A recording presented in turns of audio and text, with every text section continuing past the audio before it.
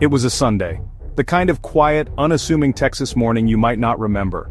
But this was February 28, 1993. And on this particular Sunday, the quiet was about to be broken in the most brutal way imaginable. A line of cattle trailers rumbled down a dusty road towards a sprawling, ramshackle compound known as Mount Carmel.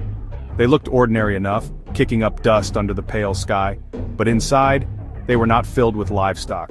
They were packed with heavily armed federal agents from the Bureau of Alcohol, Tobacco and Firearms, the ATF.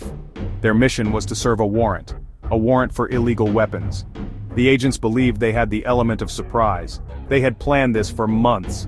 It was meant to be a swift, decisive action. They called it Operation Trojan Horse. As the trailers pulled up, agents in full tactical gear began to pour out. They carried rifles, they wore helmets, they wore flak jackets. They were a vision of overwhelming force, descending upon a religious community in the middle of nowhere. But something was wrong. The surprise was gone. Someone inside knew they were coming.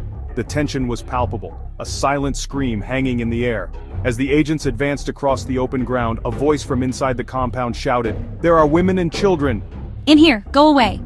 It was a plea, but also a warning.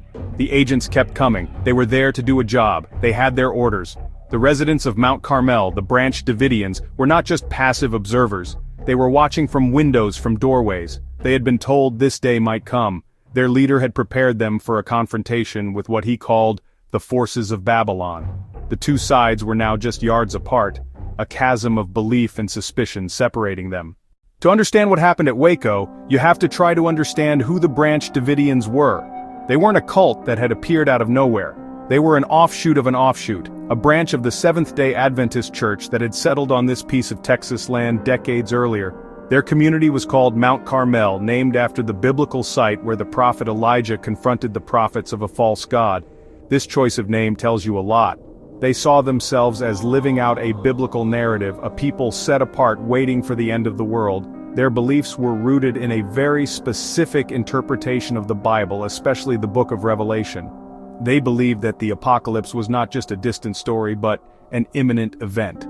They were convinced that they were living in the end times, and that God had chosen them to play a special role in the final cosmic battle between good and evil.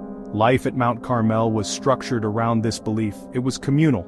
They shared everything, their food, their money, their lives. They worked the land, studied scripture, and prepared themselves spiritually for the day of judgment that they were certain was coming soon. At the heart of their theology was the idea of a modern-day prophet, someone who could unlock the secrets of the Bible, particularly the 7 seals from the book of Revelation. The Seventh-day Adventists believed a woman named Ellen G. White was a prophet. The branch Davidians who came after believed in a succession of prophets.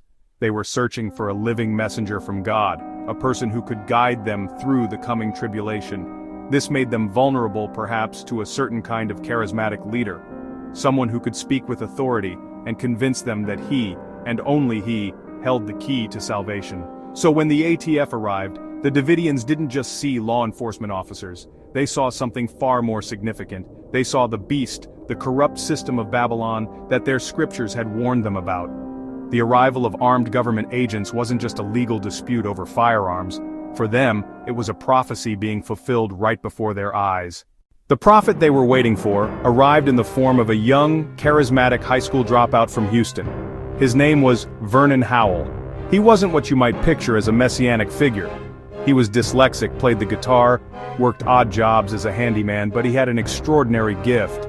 He could memorize and quote vast passages of the Bible. He could talk for hours, weaving intricate theological arguments. Those talks left people, including trained pastors, mesmerized and baffled.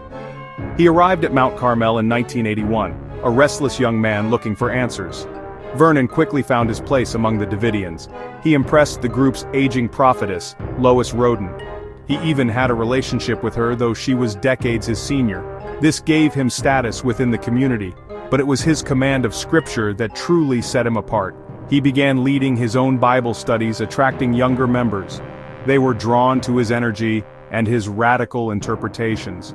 He challenged the old ways of thinking. He presented himself as a new light with a deeper understanding of God's plan. That inevitably led to a power struggle. After Lois Roden died, a conflict erupted between her son, George, and Vernon Howell. It became a strange and sometimes violent rivalry for control of Mount Carmel. At one point, Howell and his followers returned to the compound armed, and a shootout followed. Howell was tried for attempted murder but was acquitted. The incident cemented his image as a fighter.